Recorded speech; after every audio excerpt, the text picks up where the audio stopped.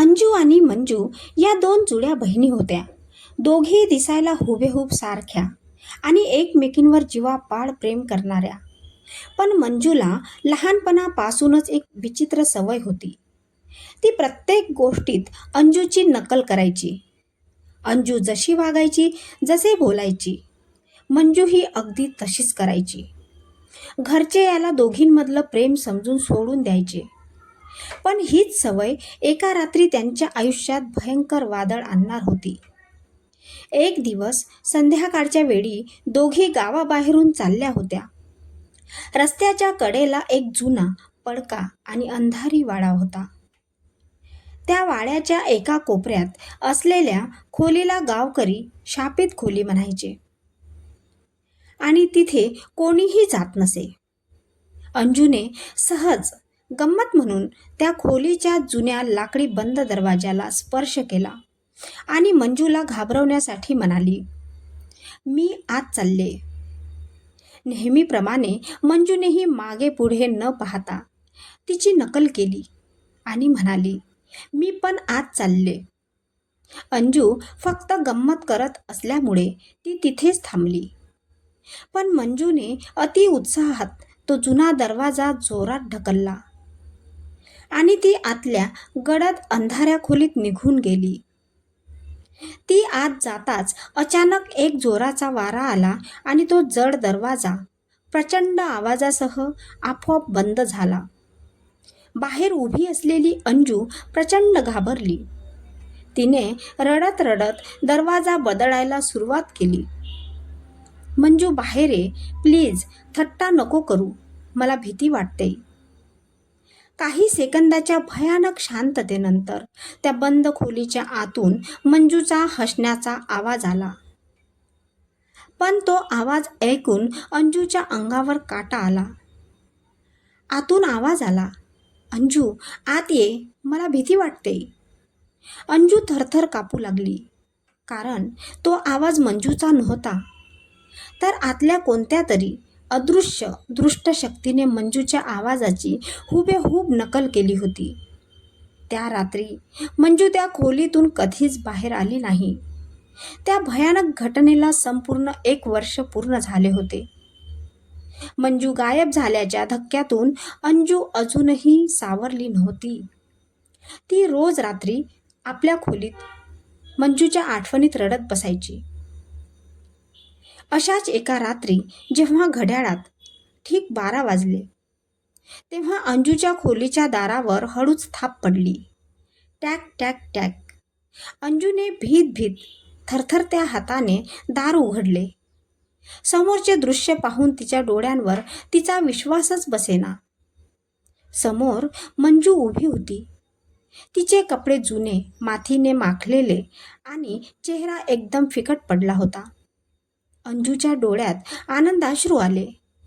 तिने कसलाही विचार न करता मंजूला घट्ट मिठी मारली. "मंजू, तू परत आलीस? तू कुठे होतीस इतके दिवस?" मंजू काहीच बोलली नाही. ती फक्त एक गूढ आणि गोड हसली. त्या रात्री मंजू घरात अगदी पूर्वीसारखीच वागू लागली. अंजू जेवायला बसली की मंजू ही जेवायला बसायची. अंजू झोपली की मंजू ही झोपायची. ती अजूनही अंजूच्या प्रत्येक हालचालीची हुबेहूब नकल करत होती. अंजूला वाटले की तिची बहीण सुखरूप परत आली आहे. पण रात्री साधारण 2च्या सुमारास अंजूची अचानक झोप उघडली. तिला खूप तहान लागली होती. ती बेडवरून उठली आणि तिने शेजारच्या टेबलवरचा पाण्याचा तांब्या उचलला. नेहमीप्रमाणे शेजारच्या बेडवरून मंजू ही उठली. तिनेही हवेत हात असा फिरवला, जणू तीही तांब्या उचलत आहे. अंजूने पाणी पिण्यासाठी तांब्या तोंडाला लावला. मंजूनेही हवेत रिकामा हात तोंडाला लावला. पण जेव्हा अंजूने पाण्याचा घोट घेताना खिडकीतून येणाऱ्या चंद्राच्या प्रकाशात जमिनीकडे पाहिले, तेव्हा तिच्या हातातील तांब्या निसटून खाली पडला. जमिनीवर फक्त अंजूची एकटीचीच सावली पडली होती. मंजूची कोणतीही सावली नव्हती. अंजूने थरथरत्या आवाजात विचारले, "मंजू, तुझी सावली कुठे आहे?" मंजूनेही त्याच भयानक खोल गेलेल्या आवाजात अंजूची नकल करत विचारले, अंजू, तुझी सावली कुठे आहे?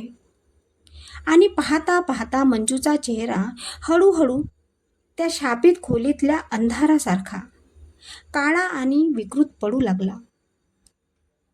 ती मंजू नव्हतीच, तर तिच्या रूपातील ती शापित शक्ती अंजूच्या घरात प्रवेश करून आली होती. आपल्याच बहिणीच्या रूपात समोर उभे असलेले ते भूत पाहून अंजूच्या पायाखालची जमीन सरकली. ती सावली हळूहळू अंजूच्या अगदी जवळ येऊ लागली आणि तिच्याच पावलांवर पाऊल ठेवून हुबेहूब तिची नक्कल करू लागली. अंजू 2 पावले मागे सरकली. ती सावलीही मागे सरकली. अंजूच्या आता लक्षात आले होते की ही दृष्टशक्ती फक्त आणि फक्त तिच्या नकलेवर चालते. जर ती घाबरून पडत राहिली तर ही सावली तिचा पिच्छा सोडणार नाही आणि तिचा जीव घेईल. स्वतःचा जीव आणि कुटुंबाला वाचवण्यासाठी अंजूने एक अंगावर काटा आणणारा धाडसी निर्णय घेतला. ती उलटे पावली धावत घराबाहेर पडली आणि थेट त्याच जुन्या पडक्या वाड्याच्या दिशेने धावू लागली. ती शापित सावली ही अंजूची हुबेहूब नकल करत तिच्याच गतीने तिच्याच मागे धावत आली. धावत धावत अंजू थेट त्या शापित खोलीच्या दारापाशी आली. तिने कसाबसा आपल्या मनातील भीतीवर ताबा मिळवला. तिने घरातून निघताना सोबत घेतलेला एक मोठा आरसा अचानक स्वतःच्या चेहऱ्यासमोर धरला.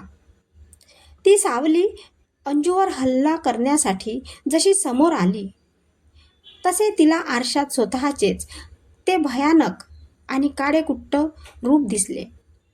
आरशात स्वतःचीच नकल स्वतःसमोर पाहिल्यामुळे ती दृष्टशक्ती गोंधळली आणि चक्रावून गेली. तिची हालचाल काही सेकंदांसाठी थांबली. अंजूने हीच संधी साधली. तिने वेळ न गमावता पूर्ण ताकदीने त्या सावलीला जोरात धक्का दिला आणि तिला थेट त्या शापित खोलीच्या अंधारात ढकलून दिले आणि क्षणाचाही विलंब न लावता बाहेरून तो जड दरवाजा लावून मोठा कुलूप ठोकून दिला. खोली बंद होताच आतल्या शक्तीने दरवाजा जोरजोरात बदलायला सुरुवात केली आणि अचानक त्या शक्तीचा आवाज बदलला. ती अगदी मंजूच्या खऱ्याखुऱ्या आणि रडवेल्या आवाजात ओरडू लागली, अंजू, दार उघड, प्लीज दार उघड, मी तुझी बहीण मंजू आहे ग. अंजूच्या डोळ्यातून घळाघळा पाणी वाहू लागले. तिचे मन व्याकुळ झाले, पण ती समजून चुकली होती की तिची खरी बहीण एका वर्षापूर्वीच ही दुनिया सोडून गेली होती. आता आत केवळ एक भ्रम आणि दृष्ट शक्ती होती. अंजूने मागे न पाहता तिथून पळ काढला. त्यानंतर तो दरवाजा पुन्हा कधीच उघडला गेला नाही आणि ती शापित सावली तिथेच कैद राहिली.